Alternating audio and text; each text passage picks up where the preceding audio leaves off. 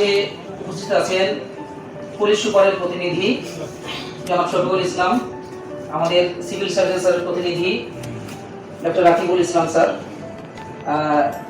সড়ক ও জনপথ বিভাগের নির্বাহী প্রকৌশলী মোহাম্মদ নাহিদুর রহমান।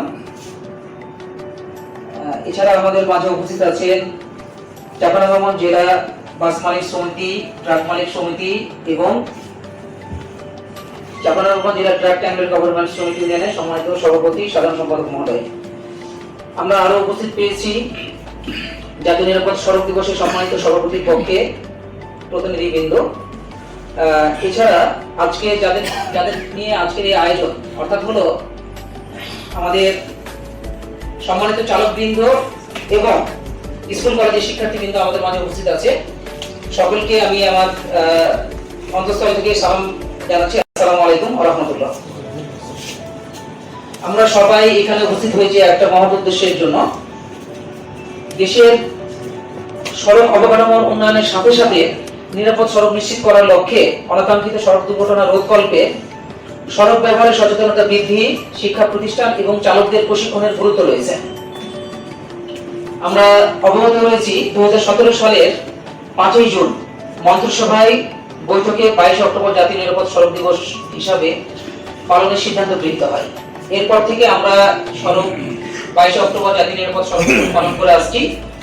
সড়ক দুর্ঘটনা নিরসনের সচেতনতা বৃদ্ধির লক্ষ্যে সারা দেশের ন্যায় চাঁপাইনবাবগঞ্জ জেলা প্রশাসন দিবসটি উদযাপনের জন্য বিভিন্ন কর্মসূচি গ্রহণ করেছে।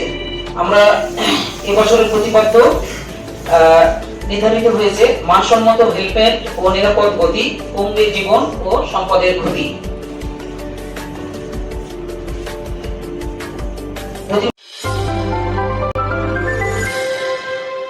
এই বছর নবমবারের মতো জাতীয় নিরাপদ সড়ক দিবস পালিত হচ্ছে। সামান্য অসতর্কতা এবং অবহেলার কারণে আমরা প্রতিনিয়ত সড়ক দুর্ঘটনার শিকার হচ্ছি।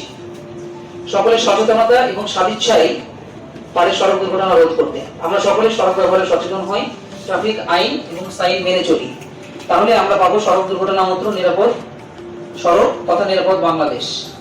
আজকের প্রতিপাদ্যের বিষয়টা নিয়ে আমি একটু আলোকপাত করি। আজকের প্রতিপাদ্যটা আমরা বিভিন্ন স্টাডিজে যেটা দেখতে পাচ্ছি যে সড়ক দুর্ঘটনায় মোটরসাইকেল আরোহী মৃত্যুর হার 80%। যতগুলো সড়ক দুর্ঘটনা ঘটছে এই সড়ক দুর্ঘটনাতে মৃত্যু হচ্ছে মোটরসাইকেল যাত্রীরা 80%। এবং তার অন্যতম কারণ হলো তারা হেলমেট ব্যবহার না করে, মাথা ইনজুরির কারণে মৃত্যুবরণ করছে। যার কারণে আমাদের মন্ত্রণালয়ের সিদ্ধান্ত মোতাবেক সড়ক জনপথ অধিদপ্তরের আওতায় আমরা আজকে জেলা প্রশাসক স্যার সম্মানিত সদস্যবৃন্দের উপস্থিতিতে 10টা হেলমেট বিতরণের কার্যক্রম ইতিমধ্যে সম্পন্ন করেছি। আমি এই বলে আমার বক্তব্য শেষ করছি। ধন্যবাদ সকলকে। আসসালামু আলাইকুম ওয়া রাহমাতুল্লাহ।